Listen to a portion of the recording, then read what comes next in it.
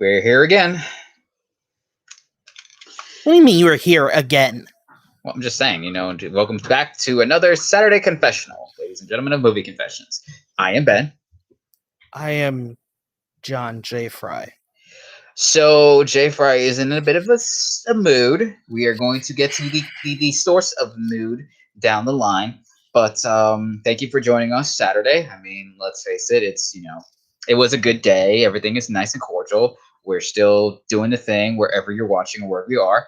But as you see from the title with our iota for whatever we're going to plan on talking tonight, we're going to start with the one big thing that was dropped a week or so prior ago that people more or less are still talking about and miss a bunch of other stuff. So let's begin with our Quickie review of Zack Snyder's Justice League. So, quick overview of the film, obviously. More or less the same with the Whedon cut. Basically, after the death of Superman, a terrible alien force comes to Earth in search of ancient artifacts in order to take over the world. And it's up to the leading band of metahumans, comprising of Batman, Wonder Woman, Flash, Cyborg, and Aquaman, to stop him and a bigger nefarious threat to come through. And a little bit of history of what went on with this film. So, Snyder was scheduled to do this film right after Batman v Superman, and being as how that film wasn't as strongly received as Batman v Superman as it was supposed to for multiple reasons, basically they had to tailor it as they went along during their shooting of its original filming dates. And unfortunately, Snyder had suffered a personal tragedy during the course of that filming. And while him and his wife did try to power on through to finish filming, it just seemed like it was a little overwhelming for both of them. And Warner Brothers decided to let them go to deal with that. And then they brought on board, either to their detriment, utter wisdom, whatever you want to call it, Joss Whedon to do reshoots and then to reshape the film. Anything we can say about the Whedon cut is more or less, God, did this man really want to self-sabotage that film because of reasons? I mean, well, me and you saw it in theaters in IMAX. Yeah. And I walked out. I mean, when me and you walked out, I was not thrilled about it. I was just like, yeah, let's bear in mind. Mm-hmm. The DC Extended Universe was going up against a template that was well established with Marvel, with them doing the big event team-up films that was basically done in the Avengers. And I want to also say Age of Ultron before that, if I'm not mistaken, because I don't know if Infinity War came out like a year or 2 years after Justice League. I think it was 2019. It was I don't know. Let me look that up. You'll look it up. So, and because of the fact that we had gotten Man of Steel, and then they decided to do Batman v Superman, and then to go into Wonder Woman, Justice League, etc., instead of getting the other characters their proper solo films as what we were used to, that's kind of what people were like, are they going to try to play catch up by giving enough characters development for the other characters, or what's going to happen? And with the result of that film, what is it? So what happens? Okay, so with the resulting... Go ahead, I'm sorry. No, you go first with your comment. Age of Ultron came out 2015. Okay, so then Justice League came out 2017, and then Infinity War, I think, came out 18, or I think it was 18 if I'm mistaken. Infinity War 2018. Okay, and then Endgame was 19. Okay, so... It's that in between. Yeah, so with that being said, obviously people wanted to know what happened, but all I can honestly say with the Whedon cut is that it just was too all over the place. Everything was rushed. A lot of the characters weren't utilized as they should have been from what we knew what they were capable of from their comic book and animated form counterparts. So the film essentially was a big letdown when we left. It's like, I had a feeling like, you know what? This would not surprise me if this film was a mess because of the fact this was the catch-up game that they were trying to do and trying to really make it such a big deal. But the fact that they had all the new characters that should have had the solo treatment or at least enough establishment beforehand, that was kind of the whole baggage the film had. And then, of course, the Underwoman villain, the writing was choppy, a lot of the jokes were flat, and I don't know, it just a lot of stuff that it tried to do, it just didn't seem to work. Now, with obviously massive fan outcry and petitions and movements for the Snyder Cut, because Snyder had in fact revealed things he wanted to do with the film. We were pretty much thankfully surprised that, you know, Warner Brothers, or I guess their new owners, AT&T, were like, no, we need something. We need something massive. Because the original plan was to do this as a 4-part miniseries. But from what I gathered, I think the way the contracts were set up, there was a little bit of an issue to do it like that. So, like, you know, just release it as a 4-hour cut. Yeah, originally what the rumor was when we heard we got it, I heard that it was supposed to be like chopped up into episodes, like a mini series, and me, I don't want that. I wanted like what we got, and thank God we got what we got. But then when they announced, no, it's going to be a 4-hour cut, I was like, but then they also said, like, you know, like, oh, but we're gonna have markers, and I'm fine with that. I was Yeah, perfectly fine with that. and also, even Snyder posted on his Twitter, I think it was between part 4 and 5 is when you could take a break, a breather, and then come back to that, which is good. That was essentially the intermission.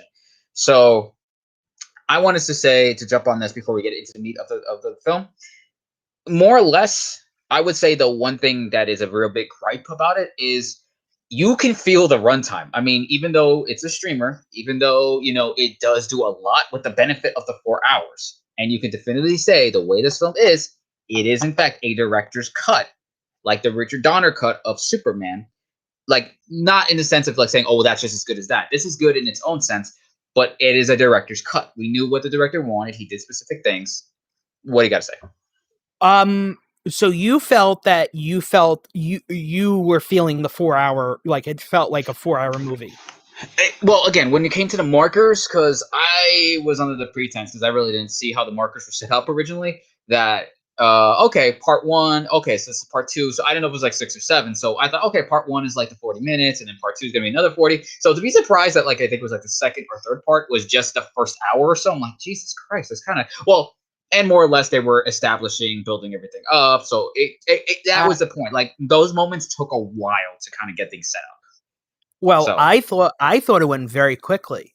Before I know it, I was like, oh my goodness, we're already 1 hour. Oh my God, we're already 2 hours in. Holy shit. We like, I'm going. And then yeah. I thought it went quick for me. Yeah, well, again, talking with the fact that, you know, I didn't know what to expect. You know, the only real long cut films we've seen of recent memory was Endgame at 3.5 hours, and then even before that, some of the known ones I come to mind is, you know, Kenneth Branagh's Shakespeare works, because I know a couple of those movies are long films. Right. And then, correct me if I'm wrong, is Gettysburg a long film too? Yes. Okay. If the director, it's blocking. Director's cut of Gettysburg and director's cut of Gods and Generals is like almost like one of them. I think Gods and Generals is the 4-hour version, and then Gettysburg is 3 hours. Yeah, so that's the whole point with the fact that, okay, because this was probably the first of like, okay, let's see if like the longer cuts could be sustained with the streamer, because, you know, people binge streams. So Yeah, but that I was think.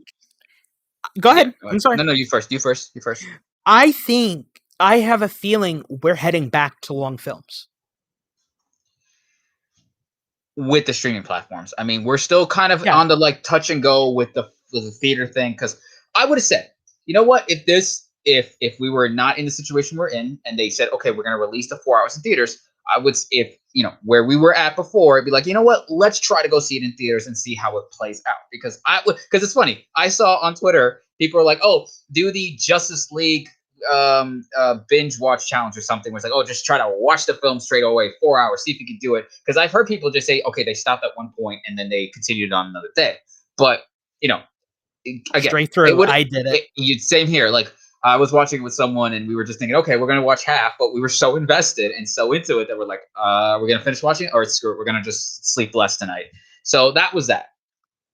Again, that was probably the one big thing. We're going to get into an in-depth review of the specifics, folks, but that was just a one gripe I kind of had for the most part. I mean, I've had other issues with the film, but for the most part, as a lot of people said, yeah, it was the wrong time that people had a problem with. Now, that being said, yes, Snyder succeeds where Whedon probably dropped the ball because he was able to do the things that we were able to get, which was the characterization of Cyborg, the whole expansion with Flash's character, more or less set up with Aquaman that, we could have originally got essentially if we didn't see his film after Justice League came out. And, a little bit of interesting backstory with the Amazons and all that stuff. So it is a Zack Snyder film. We can argue with that. By cinematography, by tone, and just by how he narrates the film. And there is one thing that I can say, because we've gotten the director's cut of Dawn of the Dead. Did we get a director's cut of 300? No, not 300. Okay, so it was essentially we got Dawn of the Dead, we got Watchmen, then we got Sucker Punch that had a director's cut. So those are, and then Batman v Superman, of course. So those were the four main ones. And you can argue with those, the fact that he's able to do more with the time, that is kind of a thing that he's good at. And no disrespect, because at the end of the day, whatever he wants to do, he's justified in. It would not surprise me if he does go forth and maybe do like miniseries or anything else afterwards. Like maybe he'll go to do more stuff on streamers, because I know his Army of the Dead is going to be on Netflix. But if he were to do that, the way he handles like the narratives and story structures of like a longer format, he would excel, I would think. So the fact that that was something prominent was good. So again, big things here is with the longer time, we got better characterizations of all the people. The jokes were definitely landed better, I will say, unlike Whedon, who was like, "Oh, hey, what's so funny? Hey, what if Wonder Woman fell and Flash fell on top of her and then just quickly got up? That would be funny, right? I'm a fan. Fanboys, they laugh at that stuff." See how this man is like. That was definitely too cheap of a joke to be like, really, Whedon? Could we not? So, action wise, okay, better than Whedon's, because Snyder does excel in action. Even though one thing that people have said, which I find so funny, is like, if he didn't do so much damn slow motion, maybe the film wouldn't have been as long. Which I'm trying to remember like a lot of the moments where the slow mo was there. I think there was like one with getting coffee and walking. I'm like, yeah, this could have been faster. Whereas I like the slow mo. I think it was just enough of slow mo, and I've heard supposedly it's only 10% out of the whole film. There's only 10% slow mo. Yeah, so it's like you would have probably, if some of that was sped up, we still would have got like a 3:45, 3:35 film. But I digress. The music, this time done by Junkie XL, compared to Danny Elfman, fits Snyder's tone and what he was going for. And I really want to get that vinyl. I'm sorry, folks. I've been a bit obsessed with vinyls lately, because those are the type of things that, if it's like scores, if anyone knows my genre, I love film scores. Mostly because yes. Me too. I'm the same. I'm the same way as Ben. He has stuff that I don't have. I have stuff that I don't have. I will say this. I have the score for Batman Forever. Yes. I have the CD where it's the whole thing. Yes. And literally, like, I listen to it and I'm like, okay, here comes the part where Riddler's blowing up the Batcave. Okay, here comes the part where Two-Face is about to, go, And just to show y'all, this is like one of them, done by an Academy Award winning, now because of this film, composer. Mm-hmm. She also did a miniseries that was great too. But I forget who was it said it, but it was somebody who once said a movie, a film score, the music could either make or break a film. Because if the music's off and everything kind of doesn't make sense, let me give you a quick example. Do you remember Commando with Schwarzenegger? James Horner, a very accomplished composer, legend of his time. May he rest in peace. I miss him. And we knew what Commando was. It was an action film. It was meant to be tongue-in-cheek. It was meant to be more like more aware that it was kind of like that. And the fact that there was a lot of beats in that film were like so over the top, like meant to be seriously like enjoyable. And it's like moments where they're just walking or talking. It's like, okay, that itself worked. But if you put that type of music where it was like dun dun dun dun of someone walking in another film, that would be off. But again, the fact that Junkie XL, which I want to say he redid the entire score from what he originally had with the first time he was working with Snyder before he got replaced, he redid the entire score. So I'm like, you know what? It makes sense because I want to say it's funny. I forget who it was, but someone had mentioned how, this is technically a newer version than what Snyder wanted because, when Snyder was first going for this, he had a whole bunch of ideas, but then he had to step away. But then when he got to kind of reflect and do something else, most likely he kind of did a whole other thing altogether just based on like having time to kind of really, after dealing with this tragedy, doing all this other stuff and whatever. So this is a whole other version now entirely, which I think really benefited from the fact like now we kind of get a better sense of what we want to do. So let's just go briefly with this because I do want to say this for our longer review.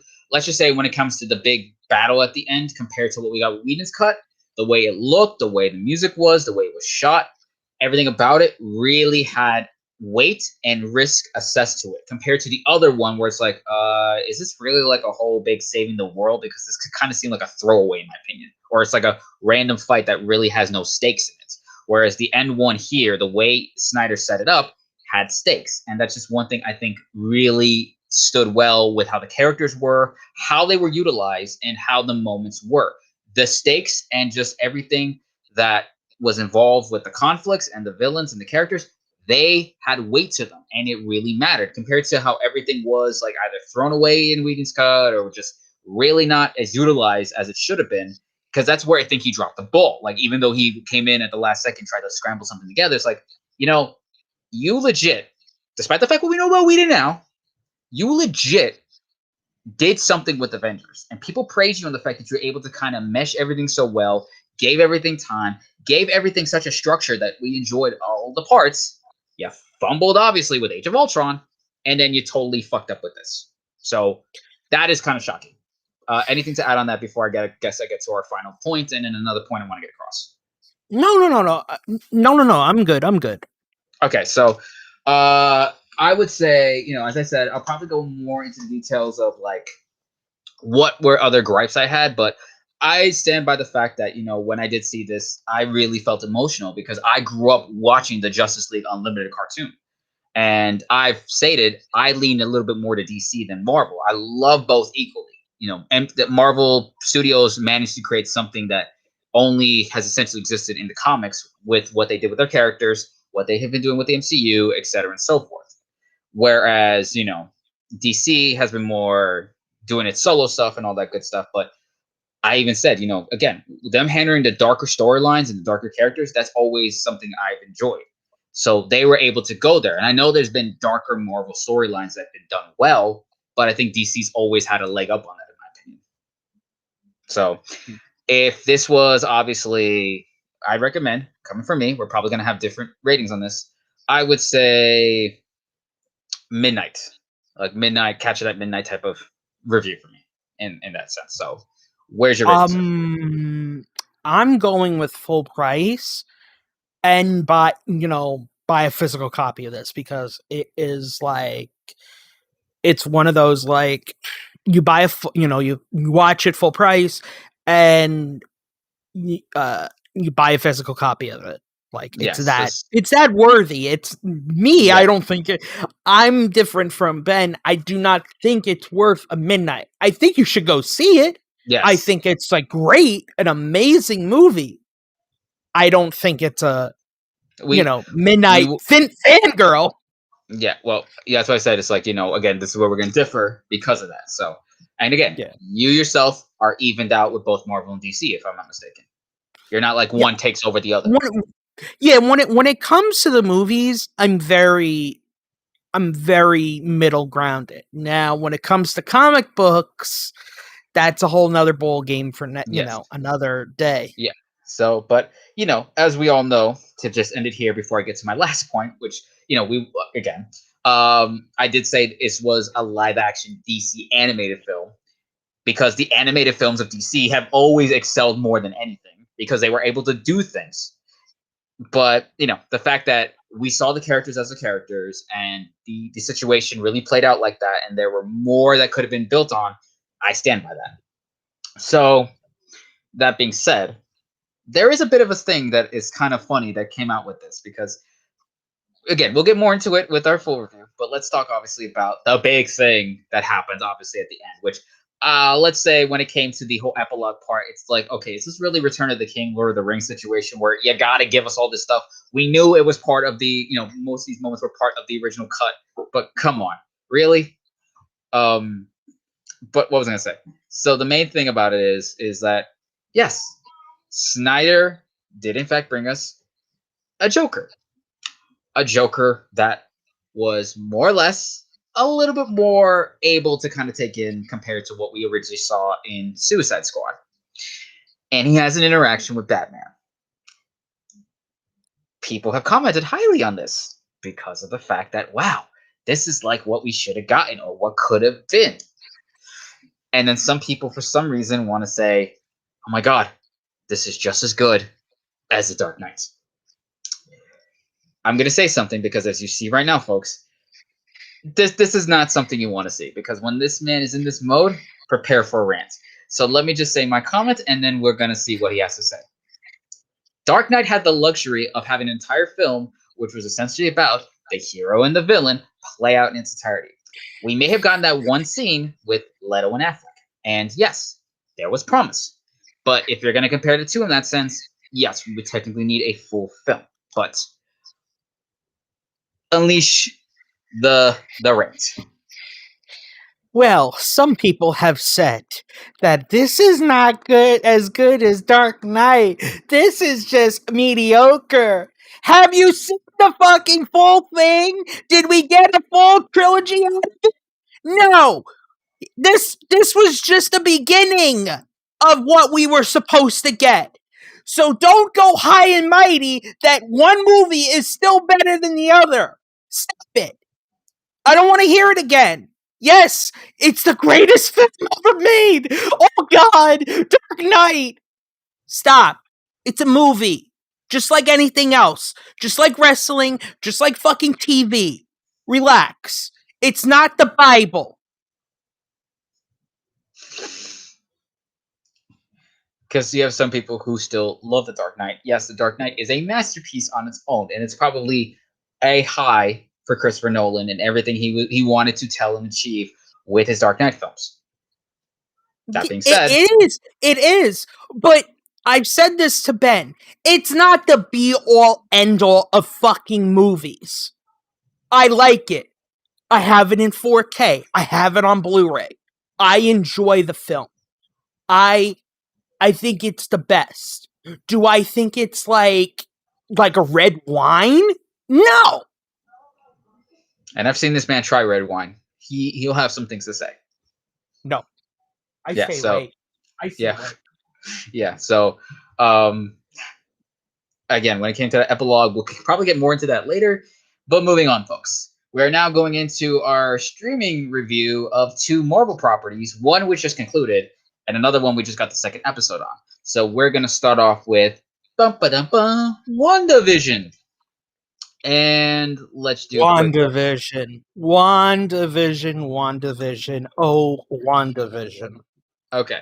So what did you think? Because I have very so I'll be quick with it, because at the end, it was an interesting idea to kind of do an experimental take where it's like, okay, let's do a sitcom, add the story as to why it's like that, put more depth into, and backstory to Wanda's character. Because I was kind of getting that vibe of like, okay, there has to be a point with the sitcom thing. And I waited until the entire series dropped before I binged it at one point. Because I'm like, I don't know if this is something I would do week after week in that sense to be that invested. So I'm just going to wait till it all drops so I can just be whatever. Now, right. Acting wise, yes. As Elizabeth Olsen, phenomenal. Paul Bettany, phenomenal. All the supporting players, phenomenal. Obviously as well. It more or less made sense as to why the sitcoms were used that way, considering the fact where Wanda came from and the fact that, okay, that's how ideally she thought and everything that happened, and the fact that through all the suffering and the pain and just the whole loss she felt, that her powers manifested in that scale. Yeah. And then obviously when you saw the end, it was like, okay, we're going into obvious Marvel territory with the big ending thing and them setting things up and the name dropping of Scarlet Witch now that they officially have the rights to use that.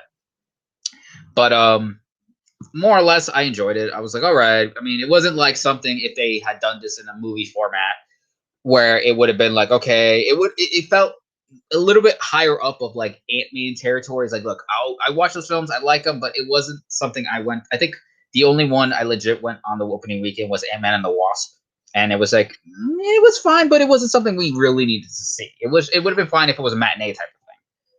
Okay, well, I really really enjoyed I really enjoyed it. Like I really enjoyed WandaVision, and I kind of knew where they were going with the steps of grief and stuff. Yeah, You know, like stages of what? ships. Yeah, the stages of grief. I'm sorry. I knew where they were going to go, and you can cut. And actually, people have pointed out on Easter eggs, like every single time she opens up the, previously on WandaVision, like her tone goes low and low and low, which I thought that was great. I love every supporting player, including the main villain. Yeah. She was great. She was great at it. Yeah, and she definitely is an underrated actress. I think Catherine Hahn is the actress that played. She is very underrated. Yes. I'm very underrated. I also like the fact that they did tie in to the Salem witch trials. Like as soon as that happens, like, are they really? Oh God, that's actually smart. And because it's like, okay, like it's stuff like that makes things like that more interesting. Well, that's her whole backstory in the comic book. Ah, okay. So that's like that's like she comes from that. That's her backstory. Yeah. So, what would you technically rate this in the grand scheme of things? So I said this is more or less like a high. Since we didn't come up with a TV rating system, right? Well, I mean, because again, it's a streamer. I just went on the fact, like, this would have been more or less, streaming all this stuff, because that's what it is. You could watch it, enjoy it, but it's not like gotta watch it right away. Like, oh, watch it the premiere date type of situation. So whereas I differ from Ben, I know he said what he just said. I will say to him, you had to watch it because it ties into Doctor Strange and the Multiverse of Madness. So I say watch it, even though like the sitcom parts are a little not slow, I should say, just a little like tedious. But I enjoyed it, but I will say as a reviewer, like it's a little tedious. But once you get out of the sitcom world and like it becomes like the last three episodes, like the last 3 parts, I should say, or 4 parts technically. Yeah. Then it's really good. It's really, really good. Yeah. So again, this seemed like more or less an experimental take of like, okay, like they did with a majority of their films, like say how Winter Soldier is technically a conspiracy thriller, or how I guess with I'm trying to think of what another one was. Like again, I'm going with the Cap films because of that. Like that one's a conspiracy thriller. The first one has been a World War II movie, so it's like and this one was like, oh, we're gonna do sitcoms, but we're gonna obviously throw our own take on it. So hold on for 1 minute. Our other guest is coming in, and she'll give her take on WandaVision. We just said our review. Yes. Hello. Hello. Can you hear me? Yes. Yeah. We can hear you. Okay, good. Okay, what are we talking about? WandaVision. We just finished our take, so you want to give us your take? My take on WandaVision, I loved it. It was groovy and trippy, and I hope to see more of Paul Bettany as Vision. And why is JFRY having... Why are you face palming? Why? You kind of missed the whole Rant Unleashed situation, because we went there when we talked about Justice League, Zack Snyder's. Yeah, you'll have to. I'll fill you in later. Yes. So okay. We obviously talked about like the sitcom format and like the little nods here and there to certain things. Anything you'd like to add on to that in regards to that? Because we just talked about how he said basically when it gets to the story parts, it gets interesting. The sitcom stuff was fine, but it kind of felt tedious, more or less. So anything to add on that?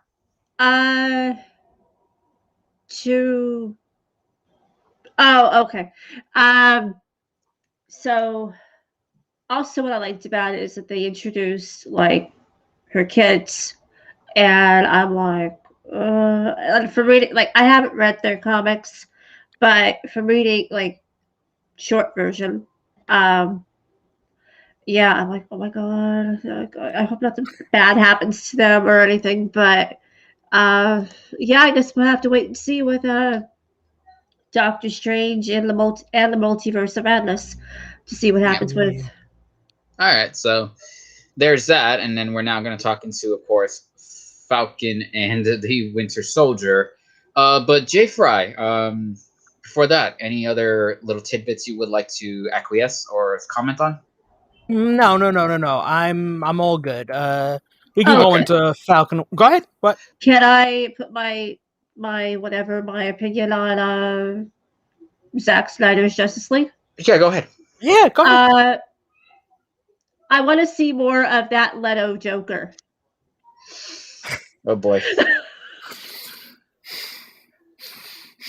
Okay. Give her a little something. So for people who missed out, this is how he is. So Yes, because fans like her want to see Mr. Joker, Mr. J. It's not all about some Christopher Nolan reality thing. It's all in our universe. Let's make it like a comic book. There's this little thing called a graphic. Yes, Christopher Nolan is a graphic novel. But you know what? This is like a comic book where the Joker is over the fucking top. Okay? Okay, JFRY. all right. So moving on. So you kind of missed the good stuff. But anyways, Falcon and Winter Soldier set immediately after Endgame, after the blip, and everything's trying to come back to normal. You have Sam Wilson and Bucky Barnes trying to continue on with their lives, but unfortunately, a bigger threat comes out of the fold, and both of them must work together to fight this threat, as well as some new allies / frenemies that come into the fray. What do I mean by that? Well, go. Have you watched both episodes? I have. You, Amanda? Okay. We've all synced up. Okay, go ahead. So basically, Sam's hitting hard times because family's going through problems with the business, and he decided to retire Cap's shield, to be respectful of that. Then, of course, Bucky is going through therapy in order to try to move on and try to be better, but unfortunately, his past keeps haunting him from his time as a Winter Soldier. And at the end of the first episode, we get the for more or less, people were just like, no, sacrilege, heresy. The fact that they recast Captain America, the title, with another soldier, which I looked it up, and apparently the John Walker is known as Mr. Agent or something agent. US agent. Yes. Basically, all right, there's this little thing called you read a comic book. You don't assume. You don't react. You do this thing called typing and do your research. It's fascinating, isn't it? Little I tidbits here always and do there. my research. Yeah, and that was the one thing I didn't like about people reacting to that. I'm like, okay, yeah, he's taking over the mantle, but it's a show. Let the show run its course, and if you want to know about the character, go look up the character on the comic book sites. Go ahead, Ben. So, which is funny because the actor that plays John Walker is the son of Russell Crowe, and I think he came out and said that he knew and was ready for the fans to basically go ape shit over. You can't do that because he's like, I know that's your reaction. I'm ready for that. There is a point to that. And with the second episode, we get the fact that he knows it's a lot to live up to. And what he wants to do is make his own type of stamp, not just be like Steve altogether or better than Steve. He just wants to be something in that regard. So at least for what we see now, he's honorable in that sense of like, look, I'm a military man. I have my own set of skills. I just want to do right by the title of Captain America. That's what we know. Whereas we see the episode where both Sam and Bucky have been trying to, go after, I forget what the threat they're facing, what they're called in the series. Oh my goodness. All right. I forgot myself. Okay. Well, somebody look it up. I forget. I'll look it up. So, and then basically these guys come in, but remember with this character, he doesn't have the super soldier serum. It's essentially, he's just a regular guy who's very proficient in skills. and wants to basically have these two help him out to fight this. And, more or less, they're like, we don't know what you want to do, whatever. So they kind of want to go their own way. Now, with that being said, we all noticed and picked up the fact that they are really kind of playing and doing it at least subtle enough commentary on just relevant modern day issues. Particularly with the second episode where police see Bucky and Sam getting into it and then basically kind of going after Sam, like, let's see your ID. Is there a problem? So it's like, yeah, we know where you're going with this. Which I'm going to give you a little fact. The guy who created the show, he's done other series before. I think one of his bigger things he did was Empire. He was originally set to help write and produce that Confederate HBO series with the guys from Game of Thrones. He was one of the writers originally. Like, he said he had reservations, but he's like, you know what? I'm going to try to make it something else than what people think it is. Now, that's a whole other thing to talk about when it came to that series. But the fact is, he more or less, especially because I never really watched Empire, but I get he's the type of writer that can tackle these type of things and manage to make them like just toe the line enough to make it engaging. Oh, wait. I think Ben has connection issues, so give him a minute. Okay. Hang on. Oh my god. He just people were at a commission for Ben. I'll basically what they he's a type of writer who tackles his issues. Empire. What I'll say. What Ben was talking about with the Confederate show, I'll tell Amanda. Did you ever hear about this Confederate show that was going to be? No, I have not. Okay, all right. So when Game of Thrones was wrapping up, the Game of Thrones writers had this idea of a Confederate. What if the Civil War didn't end?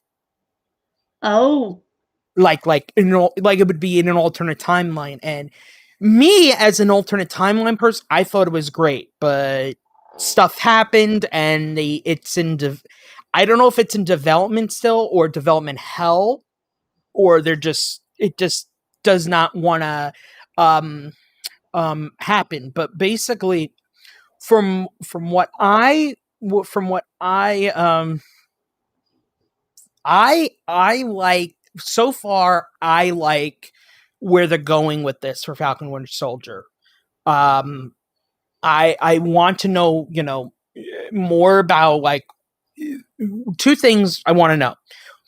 Where are the bad, the bad guys stealing from, and why are they being chased, and what's in store for Zemo? Yeah. And we can probably talk about the Easter egg that happened when you see. Oh boy. When in the first episode, right? Do you remember the first episode where he's giving the shield? And I've told you this. It's been going around on the internet lately. Whatchamacallit?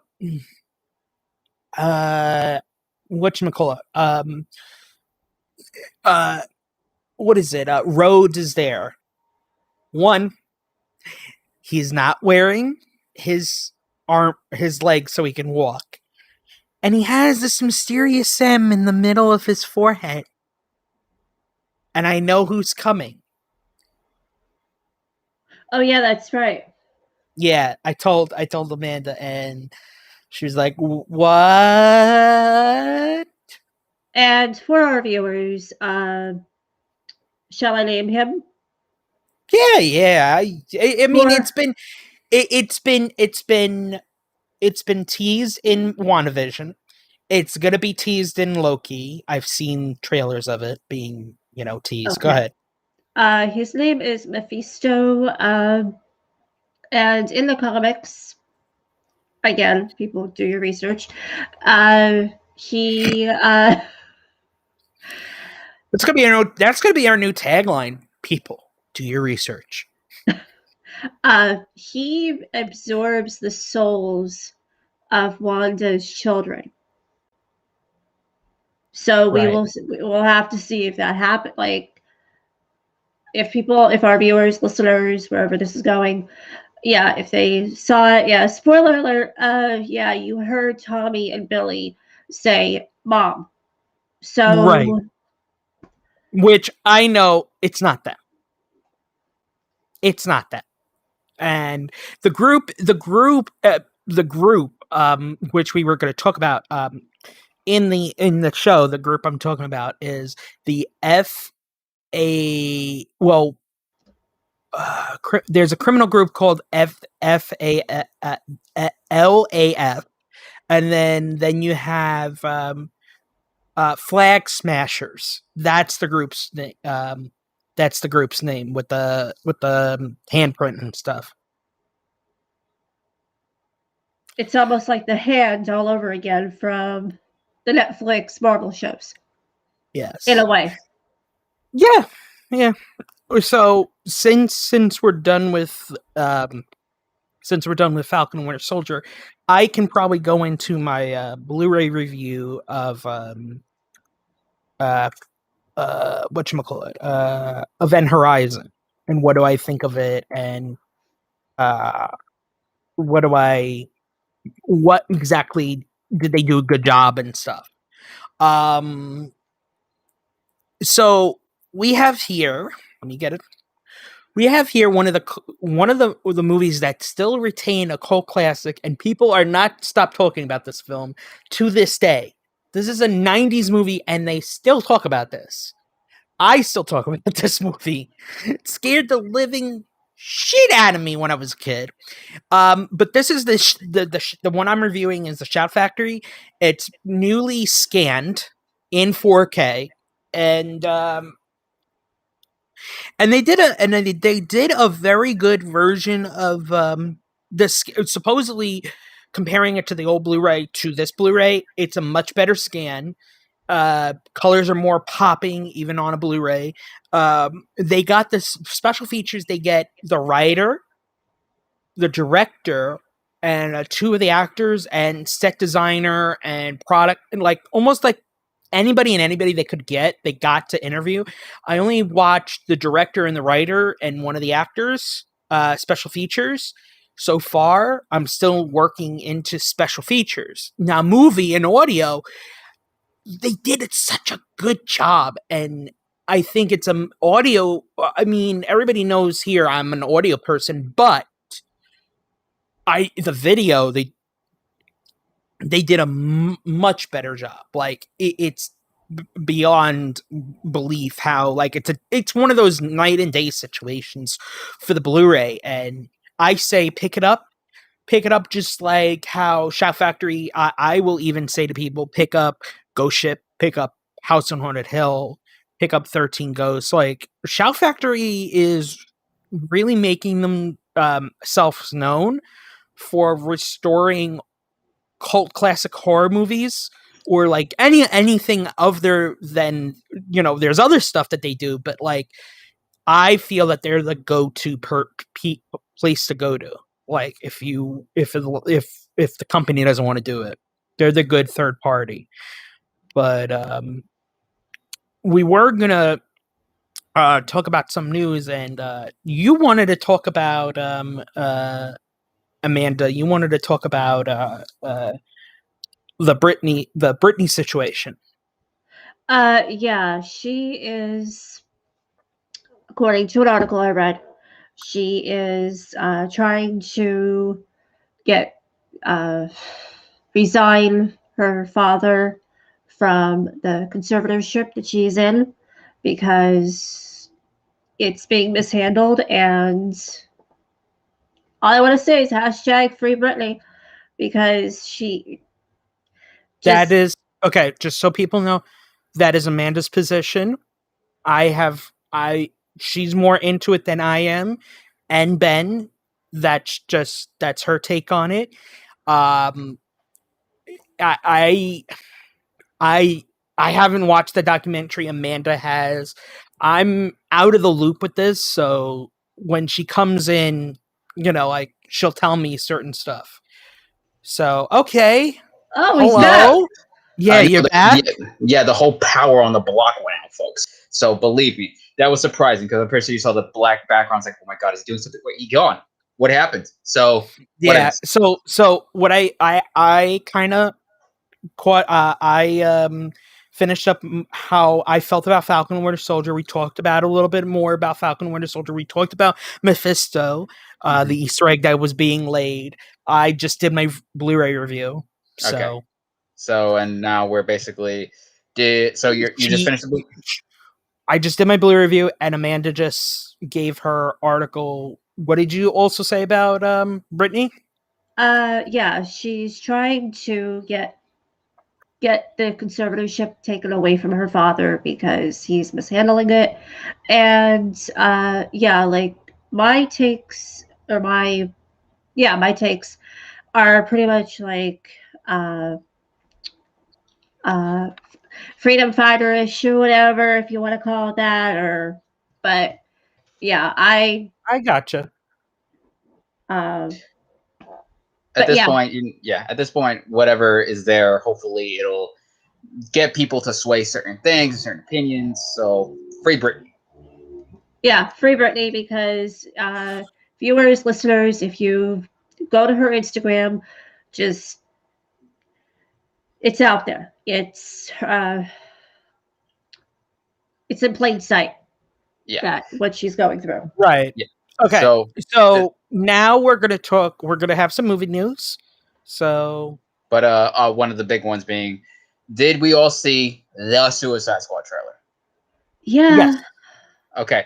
Obviously, we know this was different. We knew James Gunn was at the helm. Is he a better fit with this type of material than what originally David Ayer had done? I think I have to. Yes, I saw the Red Band trailer. Just so everybody knows, I saw the Red Band trailer, I should say. Yeah. I think it's a little bit different. I think they're trying to keep the mold like they're trying to keep it different, but almost the same. It's like this kind of weird, like they want to keep it the same in like a universe, sort of like Suicide Squad universe, but they have to be different. It's kind of weird to say it like that. Yes, there's like this, like we don't have Deadshot anymore because Will Smith, he was doing Bright at the time or whatever. I think it was like, he wasn't sure. They didn't know if I want to use him, and they thought Idris Elba was supposed to play him. But at the end of the day, they got him to play a new character. But I'm sorry, Ben. No. After you. I'll have my say after that. I am happy with these new cast of characters because, again, do your research.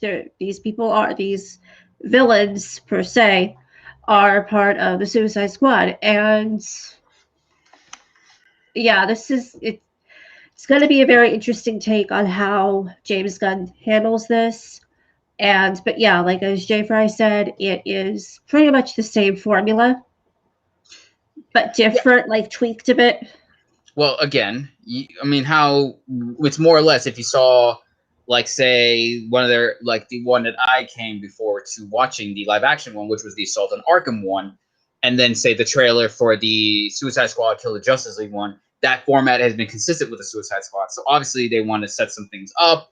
This is more or less going to be a soft reboot. And yes, we do have all these characters here, which the consensus might be that a majority of them are just going to be there just to be killed off. Which I feel with Gunn, knowing how he handles dark comedy and has those moments where it does seem like it's mean-spirited, but it's mostly fun for laughs, he'll handle that. Look at the stuff with Sylvester Stallone as a giant shark. Yeah. So I mean, to me that fits. I don't know what's about it. It fits. It's just it's there and it's funny. Well, after all, Sylvester Stallone did do God, what's that? The Expendables or whatever, I think. Yeah. So that is kind of up his alley in a way, except he's doing the voice of King Shark.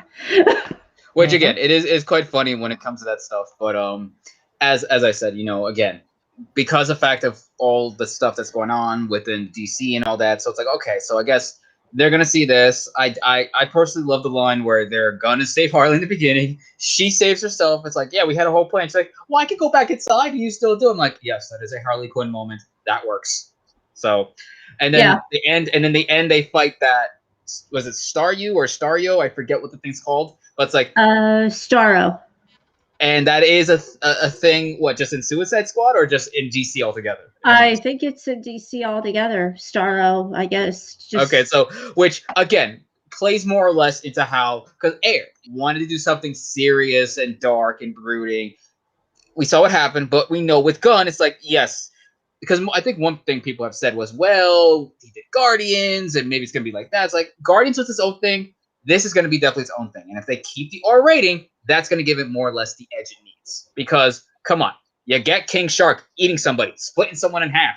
Pretty sure they'll be, if they can drop their F-bombs, they'll drop their F-bombs. But hopefully this will be something fun and enjoyable, but I laughed my ass off. So got a couple of stories for us to talk about. So if Mr. J. Fry does the honors by giving us the first one. Yes, I will. Give me 1 minute. I will talk about... Yeah, out of the few that, we managed to pull up, just of interest, because there's been a lot of stuff I kind of dropped, but it's like, you know what, these ones I think we can more or less kind of like talk about in general, because I think they interest us in the grand scheme. Because again, we're just trying to find the more interesting stuff. Okay, so we know from what we know, we could have went into depth about what DC's plans are because of people wanting certain things. But this is kind of one of the more less-y news that is happening between this and another bit of casting. But this is one that people are like, oh, is as good as the previous casting. But how do we feel about, the character and the actor portraying him, more or less? Well, I think it's perfect. I think it's very perfect. And I'm waiting to see how he plays it. That's the thing I should say. How he's going to play it. Now, Dr. Fate, all I know is that he's from the Constantine world. That's about it. And prior to his origin, I know nothing about that. So, but Pierce, he will do good because this is right up his alley. And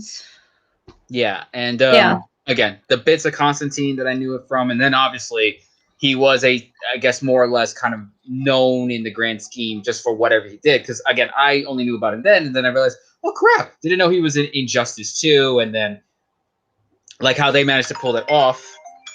So, that to me is just, I thought was interesting. So, but I don't know if you want to talk about the other DC news, if you just want to talk about it, or if you want to pull it up. The other news? With regards to, because again, you have this one, and then you have obviously its sibling production for Shazam, because Dwayne Johnson is a producer on both films. He did produce Shazam originally, and he's producing these.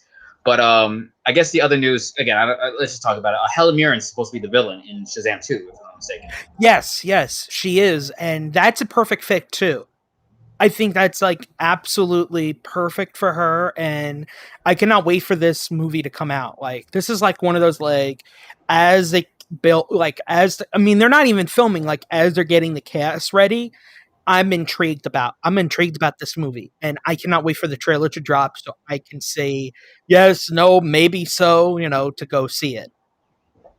Yeah, like, it's funny because we knew what Helen Mirren was, what she was done with blockbusters and whatnot. So for her to do this, it's like, oh, it adds something, because like, oh, okay, we know she's a really reliable actress and knows how to have fun with this. Because remember, she did the two Fast and she had a small bit in Furious 8, Fate and Furious, and then Hobbs and Shaw. So it's like, oh, so she's gonna do this because she did things like Red, and I forget what other blockbusters she did, but we know she's an actress that knows how to have fun with this, and that's something that's always a plus. I liked her in Winchester. Oh, the horror film, yes. So, yes, I've seen that film. I went to go see it in theaters. Yep.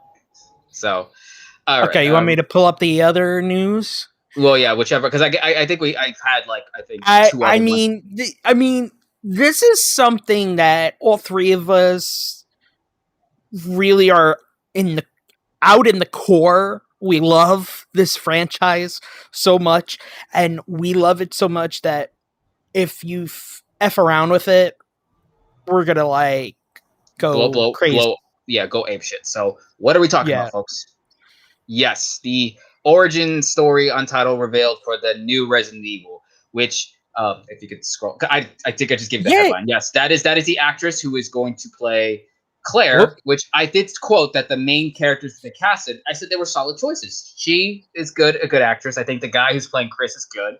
The actress playing Jill, I just like the fact that her color of her eyes are consistent with the characterization of the eyes in the game. I'm a little bit cautious about the actor playing Leon. Not less that he's not a good actor. It's just like, okay, I'm just, again, I guess going by the looks of how he is in the games, that's just my whole thing. Like, okay, is he going to keep that? I mean, it's hard for us as fans because we want like when we play the games, when we want to see a movie, we want the characters when we see it on the big screen, we want it to look close to what Leon looks like, or Claire, or Wesker, or anybody to look like. And it's not.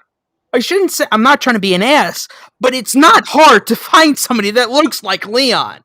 Well, one of the guys I think they were originally looking at, which I think he chose another project. He's going to be in the Kingsman, and I think he was, a Burnett and all that stuff. So again, it could just been a casting thing or whatever. So it's like, all right, if he tries to look as close as he can to Leon, I will go for it. But we gotta wait to see the trailer. And this is the title. This is the title to Raccoon City, and it fits the title so well and so much, and so much. What do you have, a hot date? No, people are bothering me when they shouldn't. So just keep talking. I'm just egging them on. Sorry, people. The next thing up for us to talk about is before that is Go ahead. Because again, it's this film, and then Netflix is supposed to do a series, which is supposed to be, I think, from what the Netflix show, I think, is the CGI stuff. Because remember, I mean, they were doing a live action, and from what I remember, the thing was it was supposed to be something related to like Wesker and his children, and then the T-virus took over. So I'm getting mixed up because I'm always forgetting about that. Is because Netflix is dropping the new CGI film. Yes. That's what I'm getting mixed up with. They're dropping the CGI film, the new CGI film, but they're also still in production. Am I right, Ben, with that? I think it's still they're getting casting involved, but it's pretty much two separate things. Like and I think Sony is still producing it, but it's like, well, that's going to be its own thing, and the movie is going to be this. So because at one point James Wan was supposed to help produce the reboot, but he focused morely on Mortal Kombat. So, but that's the thing. It's like, okay, are these going to be two separate entities? Like the show's going to be its own thing, and the film, if they're going to do more films, because let's just be real.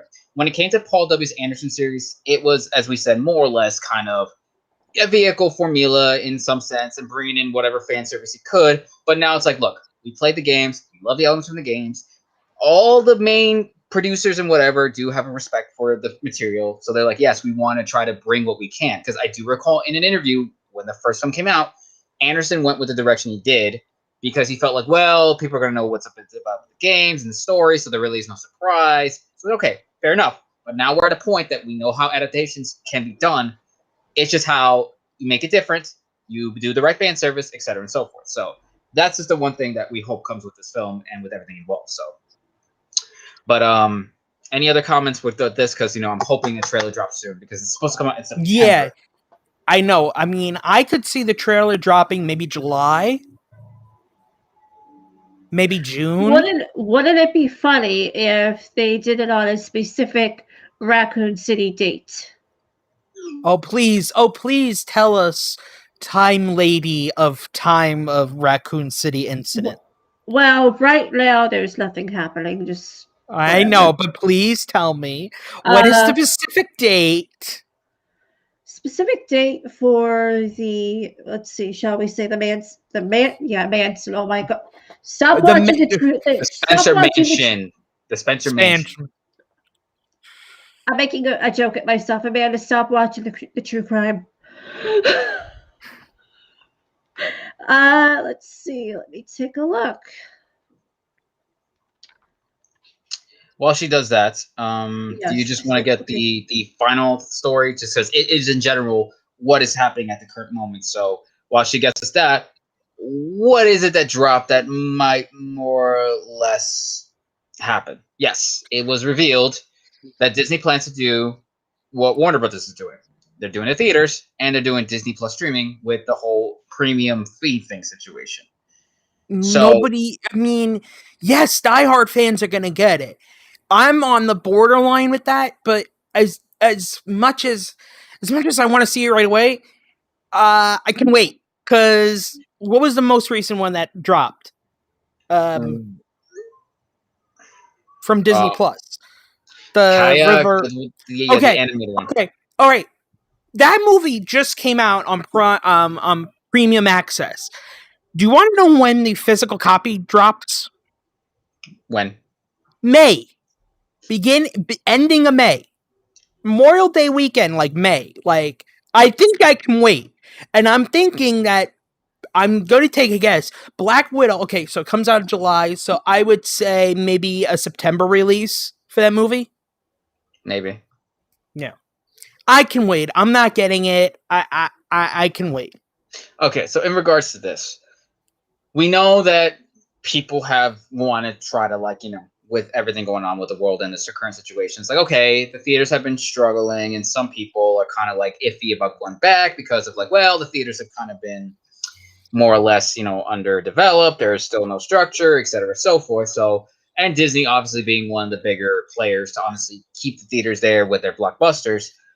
I guess they're trying to see how the Warner Brothers thing has been working, and I guess we really won't get a definitive answer until Godzilla, which I think comes out next week or next weekend. If I'm not mistaken. This Wednesday coming up. Okay, so that would probably be the big test because they did little things. They did like I think another Black Judas and the Black Messiah. Like those were kind of more or less those releases. So it's like, okay, will a big blockbuster do this? Will we get the money? Because again, everything is trying to hopefully get it back into a state that people are comfortable in. So hopefully theaters go back into the fray, even though people had their opinions more or less about movies. They want to stay home. So I guess with what would happen to Godzilla and then what's going to happen with Black Widow, that'll be the thing of like, okay, will this be the make or break of like if people really want to go back to having the time out to go see theaters, enjoy the company and all this other stuff, have that experience, which that is the one thing I personally take away when it goes to the movies. It's like in a lesser sense, like if you're going to see a concert or going to like see some exhibit of some type, you're going to see it there in person. Like, yeah, you could see the videos online, you can see the productions of it, but to see it there, that's kind of the point. But more or less, when it comes to certain chains or theaters, it's like, okay, either they really should update, they should really solidify certain rules, et cetera, and so forth. But that is what I take away when going to the movies. I really like that experience, whether it be a blockbuster or a horror film where you're going to probably get scared shitless with a bunch of other idiots. But I guess this is kind of the crux of like, okay, this is going to be the whole, how is this going to really work? So anyone want to add further comments on the situation before we get Amanda's lovely little trivia?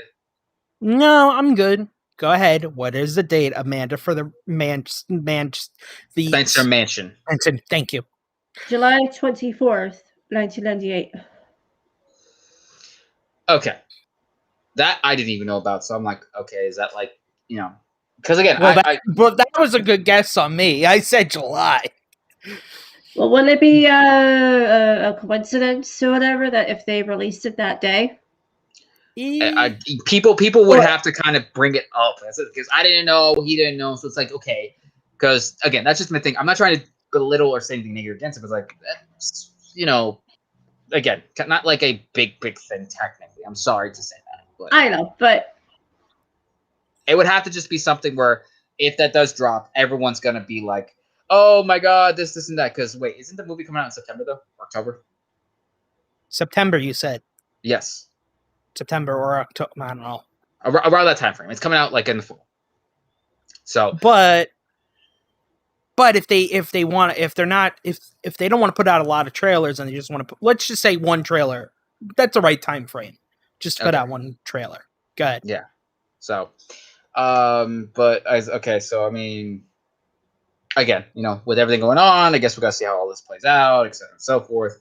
But hopefully more good stuff comes out of this. So I guess any final thoughts or ideas anyone wants to discuss? I'm fine. I'm good. All right. Well, I am Ben. I'm John J. Fry. And I'm that Moon Princess. And we just confessed. So thank you for joining us, ladies and germs. See you.